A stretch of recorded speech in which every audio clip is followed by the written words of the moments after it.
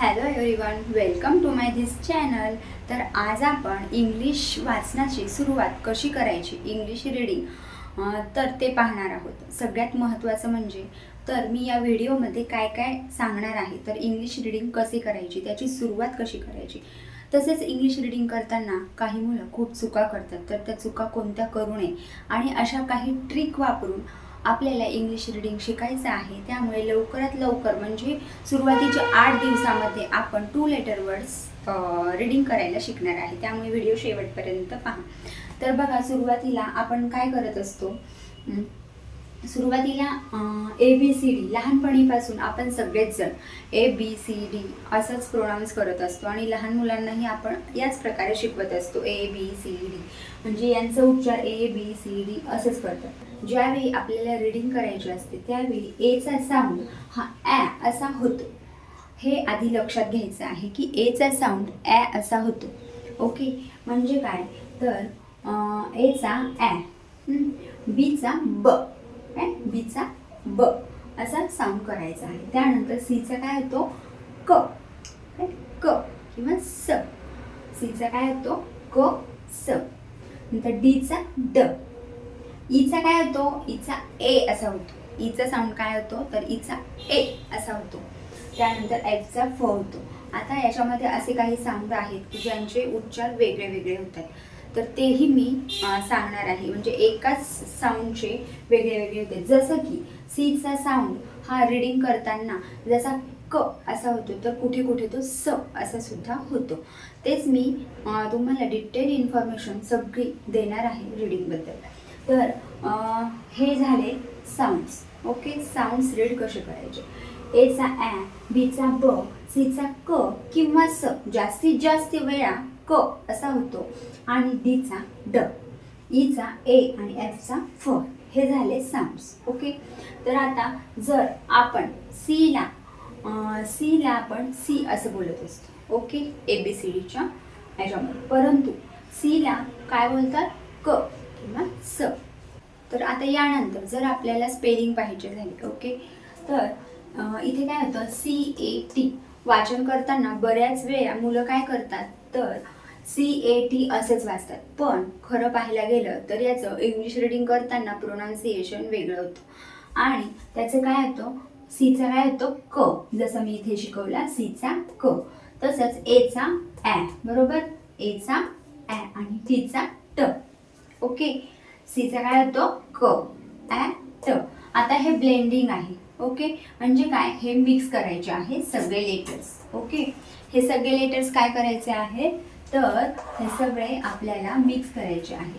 तर क आणि ॲ हे जर मिक्स केले तर काय होतं कॅ होतं, बरोबर, काय होतं कॅ होतं. क आणि ॲ जर मिक्स केलं तर काय होतं कॅ होतं. आणि त्यानंतर हे जे लेटर आहे ट, कॅट, काय वर्ड तयार होतो कॅट, CAT कॅट. सीचा काय होतो क, त्यानंतर एचा काय होतो ॲ आणि टीचा ट. ओके, मग काय झालं हे कॅट. अशाच प्रकारे करायचं आहे. नेक्स्ट पाहूया. बीचा काय होतो ब, एचा ॲ आणि टीचा ट, बॅट. त्यानंतर ए आणि डी, ॲ ड. हे झालं. त्यानंतर आता पुढचा शब्द काय आहे ब, एचा ॲ आणि डीचा ड. बॅ, ब आणि ॲ जर ब्लेंड केले तर काय होतो बॅ आणि ड, बॅड. बी आणि ई जर ब्लेंड केले, ईचा काय होतो ए होतो, ईचा काय होतो ए, बे ड, काय होतो बे ड. त्यानंतर हे काय FAD, एफचा फ, एचा ॲ आणि डीचा ड. फ आणि ॲ जर ब्लेंड केले, ब्लेंड म्हणजेच काय मिक्स करणे, तर हे जर ब्लेंड केले तर काय होतो फॅड. ओके, तर आता सगळ्यात महत्त्वाचं म्हणजे तुम्हाला जर हे साऊंड्स लक्षात राहत नाहीये तर त्यासाठी काय करायचं ते मी सांगते.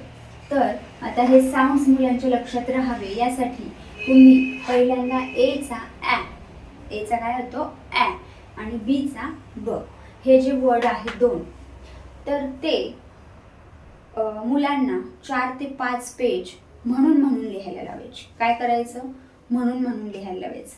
किंवा मुलं जर ऐकत असतील तर मुलांना तुम्ही म्हणून म्हणून लिहायचं. फक्त तुम्ही जर पेजवर लिहित बसले किंवा तोंडाने घोकत बसले तर त्याने लवकर लर्न होत नाही. पण जेव्हा तुम्ही तोंडाने पण म्हणता आणि हाताने लिहित असता त्यावेळी तुमच्या डोक्यामध्ये परफेक्ट फिट होतं. त्यामुळं लिहून लिहून म्हणायची सवय लावा. तर तसंच तुम्ही प्रत्येक वर्ड पहिल्यांदा AB घ्या, नंतर CD घ्या, नंतर EF घ्या. तुमचे 3 दिवसात हे साऊंड क्लिअर होतील आणि त्यानंतर तुम्ही ह्या वर्ड्सची प्रॅक्टिस करा. एकाच दिवशी पहिल्याच दिवशी वर्ड करायचे नाही. आधी 3 दिवस तुम्ही हे साऊंड करा. तर अशा प्रकारे तुम्हाला हे साऊंड झाल्यानंतर या साऊंडपासून सुरू होणारे वर्ड्स तयार करायचे. ओके, म्हणजे ते अर्थपूर्ण नसतील, मिनिंगफुल वर्ड्स नसतील तरीही, कारण हे एवढेच साऊंड आपण पाहिले आहे, F पर्यंत साऊंड्स पाहिले आहेत.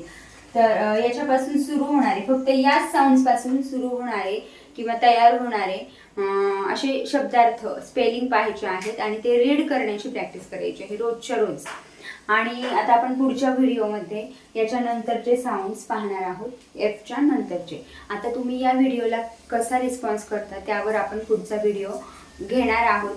जर तुम्हाला व्हिडिओ आवडला असेल तर व्हिडिओला लाईक करा, चॅनलला सबस्क्राईब करा. भेटूया अशाच सुंदर माहितीपूर्ण व्हिडिओ बरोबर.